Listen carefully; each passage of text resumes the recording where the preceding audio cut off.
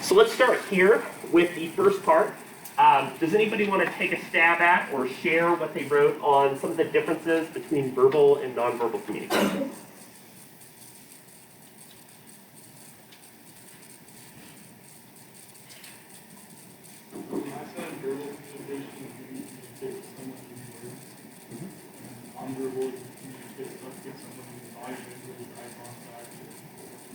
Yeah, Ryan, right?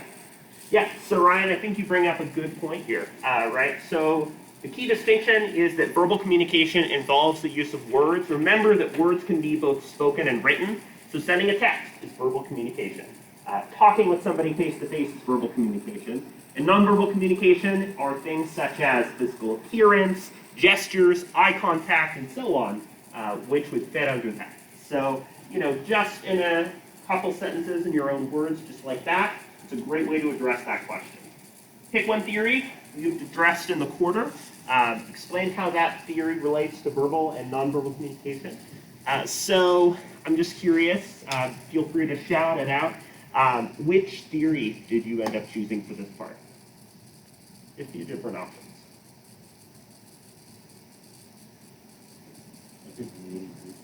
Yeah, so muted group theory, right, was one that we went over on Monday, and it deals with the idea that a dominant group has the ability to define language and affect who is or is not included in language. Is there another theory that could have been used here? One that, yeah, right, so going back to previous week, right, uncertainty reduction theory, or URT, is this idea that we engage in interpersonal communication in order to reduce our uncertainty, to become more familiar, and to trust other people better. So it could relate to both verbal and nonverbal communication in a few different ways.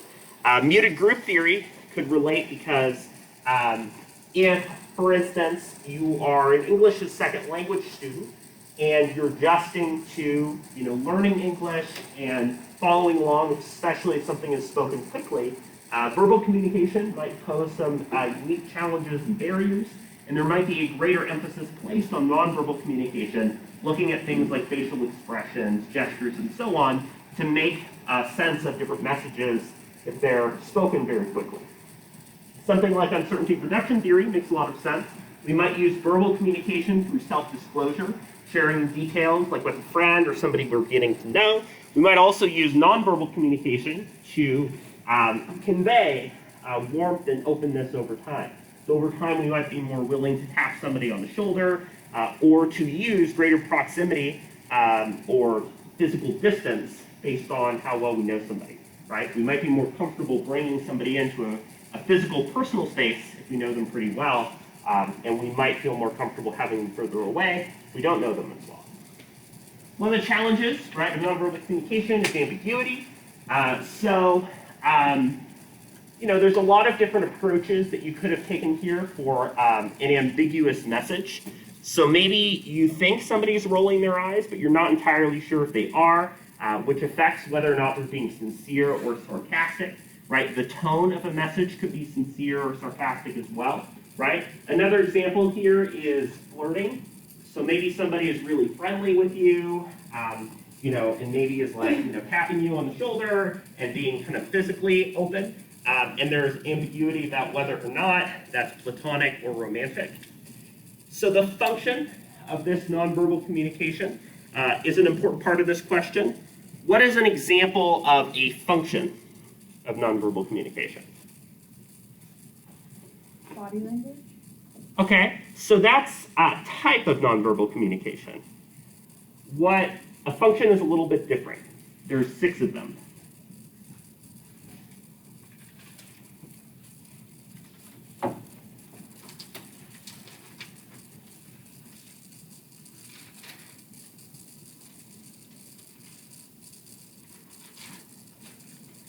One is accent. Accenting, right? So accenting is an example of a function of nonverbal communication. So accenting is saying something like, I really have to go to the bathroom. And you, within that sentence, are using the word really and emphasizing that particular word in particular to drive a point home. So there's 6 different functions. You can think about a function as a purpose of nonverbal communication. So things such as complimenting, contradicting, substituting, and so on are ways that we use nonverbal communication. So the difference here is a function is why we use nonverbal communication, and a type is a kind of nonverbal communication that we use. So again, what I would be looking for here is just a few sentences per part. One thing that I notice a lot of times on the exam is that people will finish questions fairly quickly in the multiple choice section and have extra time on the short essay. So one thing that you can do is, while I don't expect, amazing or perfect, writing skills in a short period of time, you can always go back and add more details in later if you have extra time for these short essay questions.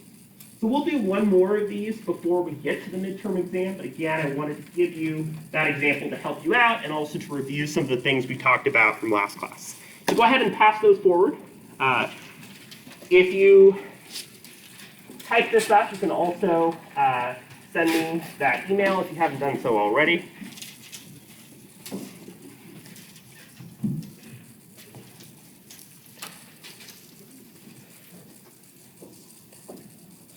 I'll grab those if you pass them forward.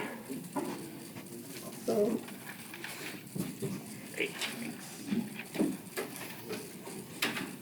Awesome, thank you. All right.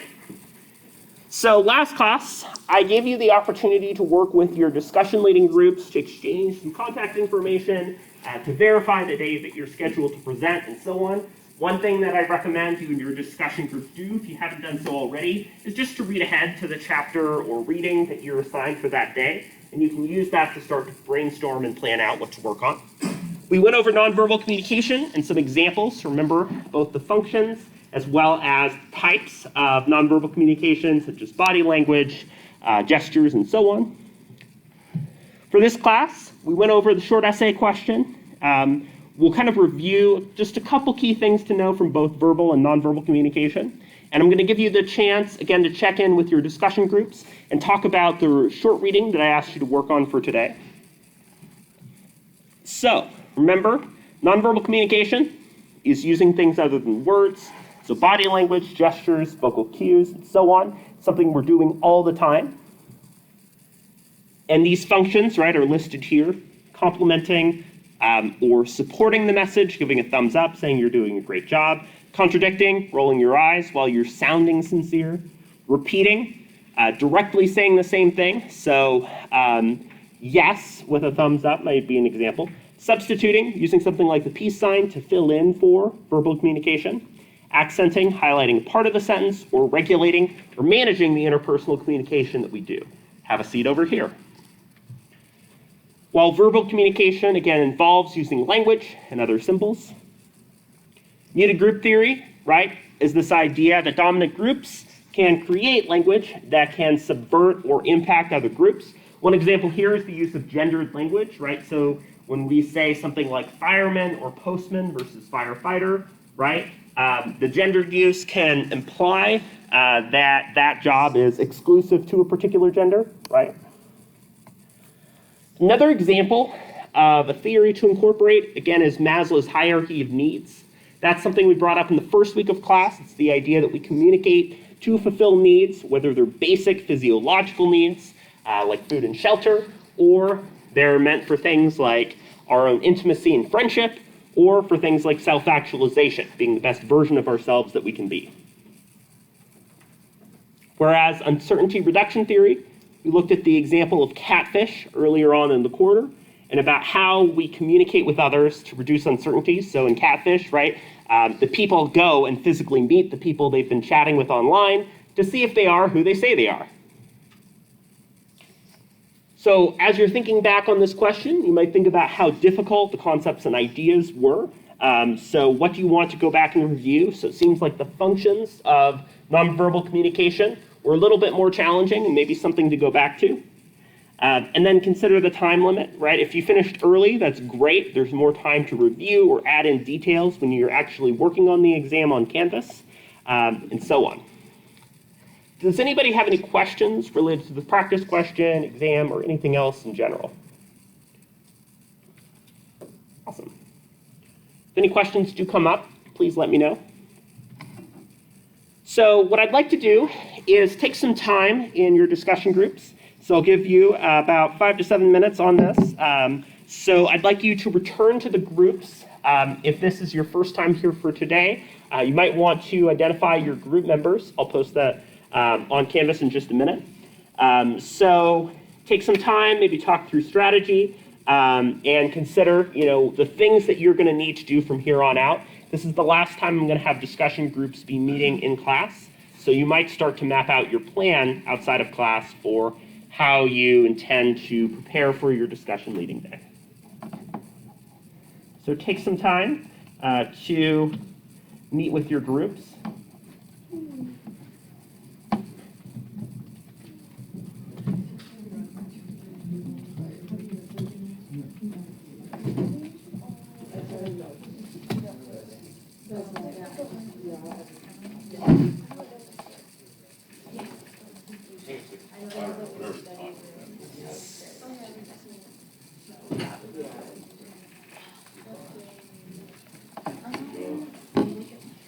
So if this is your first time here today, or you just need to review, these are the groups.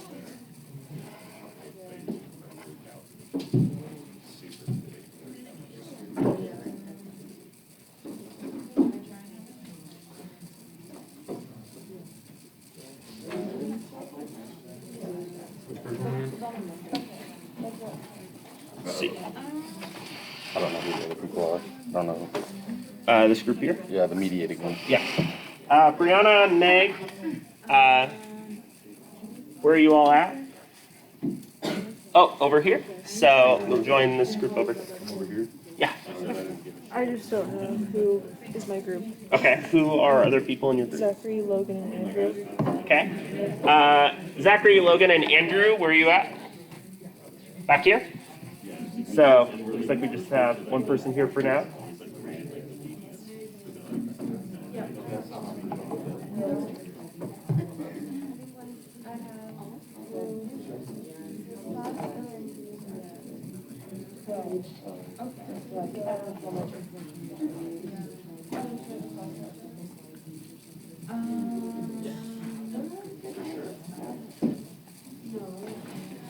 You guys been volleyballing it down for what?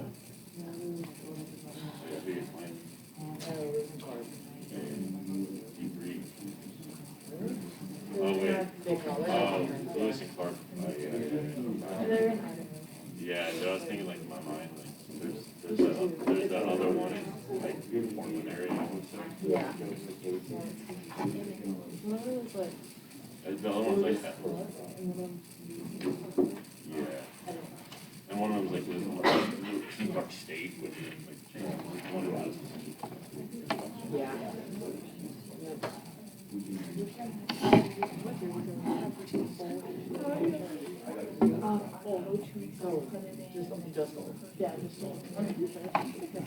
So you can keep planning and catching up with your group, but once you've done that and your group feels pretty good about where to go from here, I'd like you to transition to talking with your discussion group members about the article that I asked you to read for today about verbal versus nonverbal communication. So take some time in your groups to discuss the insights or ideas that came up in this.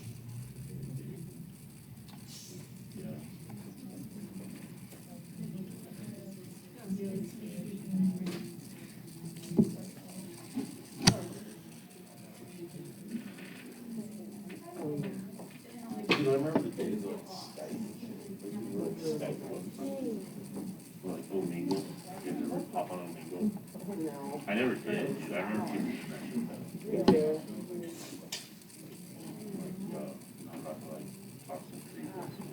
It is weird. Yeah. I feel like it's different.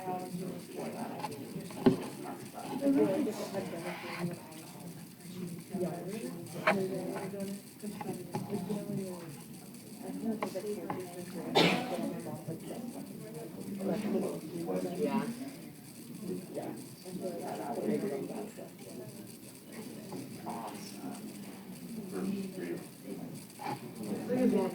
Yeah, I mean, we can.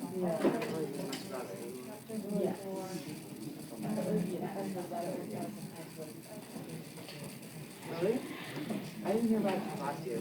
Yeah, like monkey face, like called it. I think that's what it's called, right? Or like, I don't know, like it's like you like see the first butt, then the second. Dude, I remember like high school. No, it's like you're like on there like talking about all this shit. Yeah, my friends like always our radio class because like it was one of the people like put on our school radio. Pretty fun actually.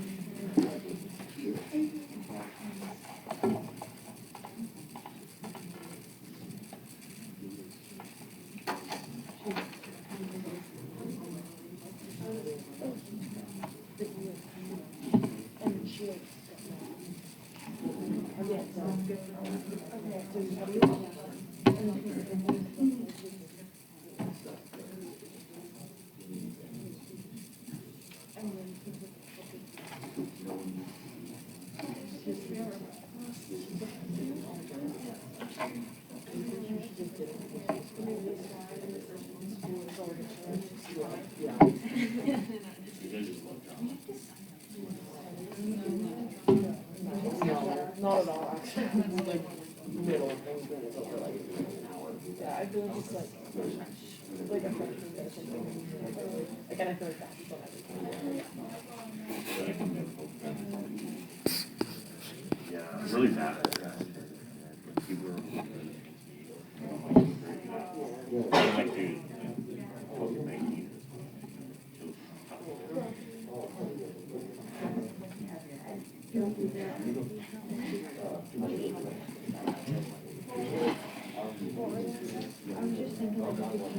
First, you transferred, didn't you?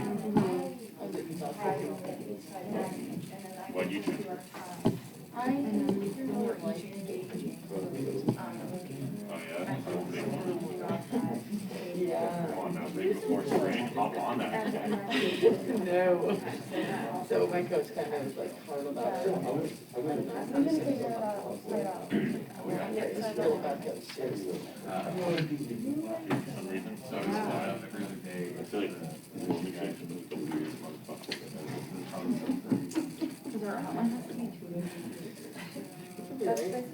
No,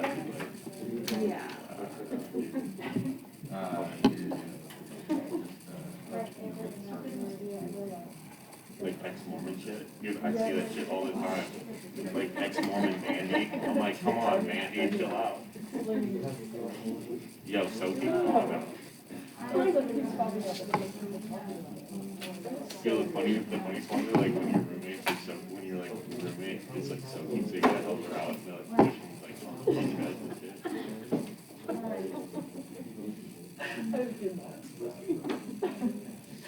Bro, I should get on TikTok honestly. Like watch that shit till like yeah. All right. Raise your hand if your group would like some more time to either work together on discussion leading or on this question here. Okay, so I'll give people just, a few more minutes. I'm going to ask each group to share some of the things that stood out about this article.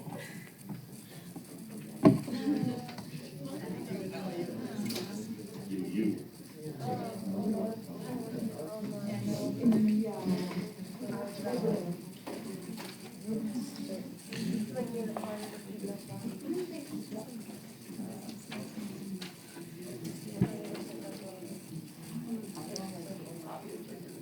Yeah. Oh.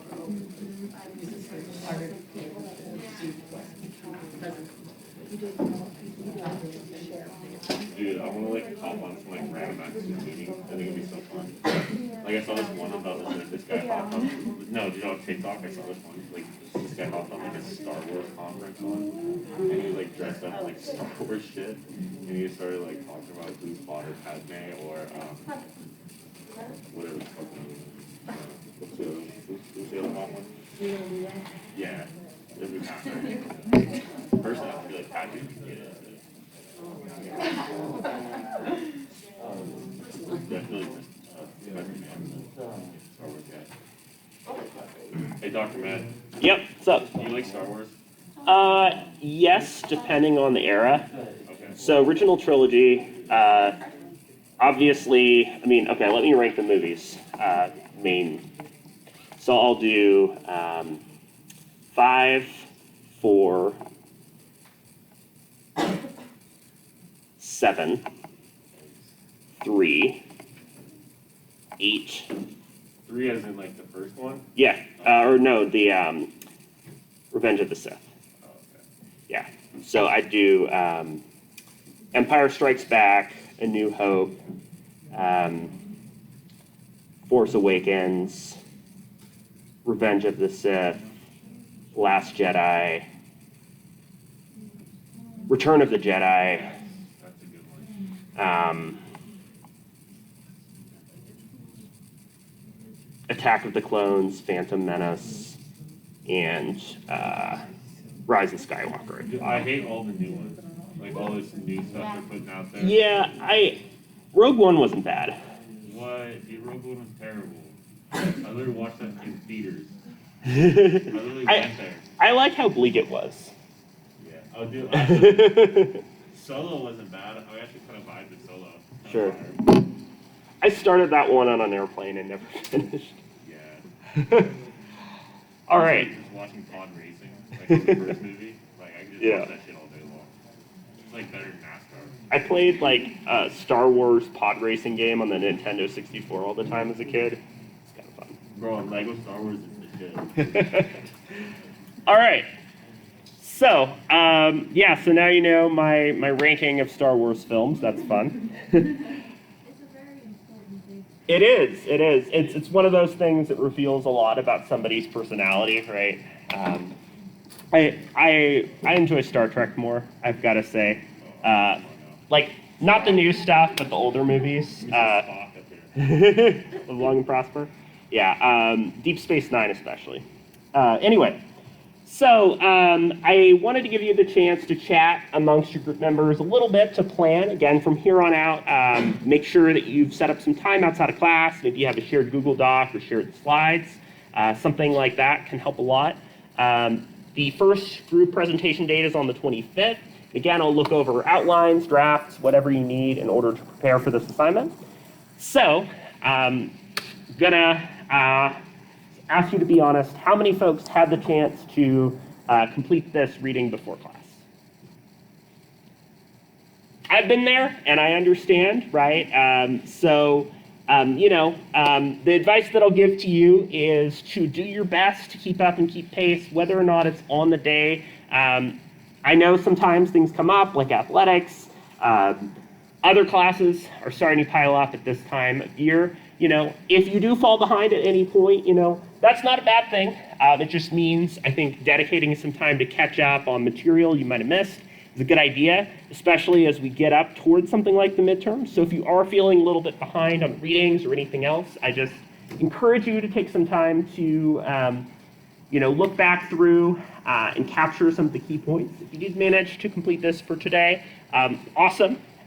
So this reading that I asked people to look at deals with some of the challenges of both verbal and nonverbal communication as it relates to using things such as Zoom and other kinds of virtual meetings.